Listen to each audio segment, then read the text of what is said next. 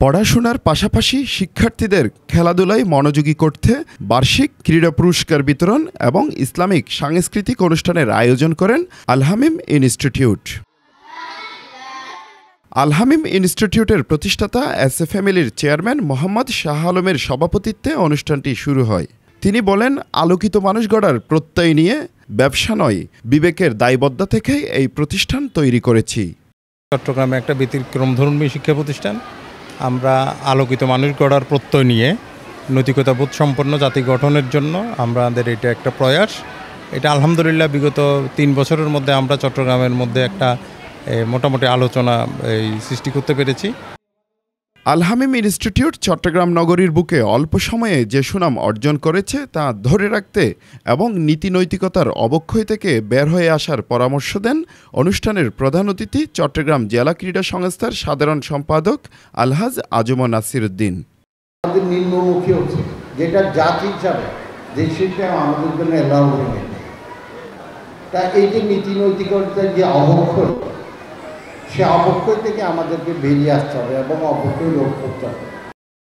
শিক্ষার্থীরা মোবাইলে আসক্ত না হয়ে খেলাধুলায় মনোযোগী হওয়া এবং আল হামিম ইনস্টিটিউট অনেক দূর এগিয়ে যাওয়ার আশা ব্যক্ত করেন অনুষ্ঠানের বিশেষ অতিথি কলামিস্ট ও গবেষক নাজিম উদ্দিন চৌধুরী এনএল।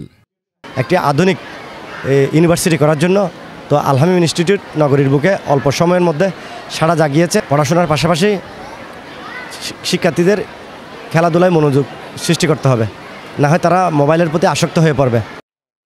অতিথি হিসেবে আরও উপস্থিত ছিলেন চট্টগ্রাম বিশ্ববিদ্যালয়ের অধ্যাপক রেজাউল করিম, অধ্যাপক ডক্টর নূর হোসেন, জিএম সাইদুর রহমান মিন্টু, প্রিন্সিপাল আরিফুল ইসলাম, ছাত্রনেতা রফিকুল আলম সাজ্জি। পছন্দের প্রতিষ্ঠানে ছেলে মেয়েদের পড়াশোনা করাতে পেরে খুশি এই অভিভাবকরা। চট্টগ্রামে অনেকগুলো প্রতিষ্ঠান আছে, তার মধ্যে আমার মনে হচ্ছে আল হামিমটা বেস্ট, কারণ যেখানে আমি অনেকের মাধ্যমে শুনে আসছি যেখানে বাচ্চাদের খুব যত্ন সহকারে পড়ানো হয়। এটা একটা সুন্দর স্কুল, সুন্দর টিচার, গার্ডিয়ান, সবার পারস্পরিকতার সহযোগিতা একটা সুন্দর ইনস্টিটিউট চলতেছে। এই প্রতিষ্ঠানে পড়ালেখা করে ভালো লাগার কথা প্রকাশ করেন শিক্ষার্থীরা। অনেক ভালো করে পড়াশোনা করতে পারি, আমাদের এখানে পড়াশোনা করে অনেক ভালো লাগে। আমি এখানে হাফেজ হওয়ার জন্য পড়বো, আর এখানে মানুষের মতো মানুষ হব। এই প্রতিষ্ঠানে পড়ার মূল কারণ হলো যাতে আমি একজন যোগ্য হাফেজ হতে পারি। বিভিন্ন প্রতিযোগিতায় শতাধিক বিজয়ী শিক্ষার্থীদের পুরস্কার তুলে দেন অতিথিরা।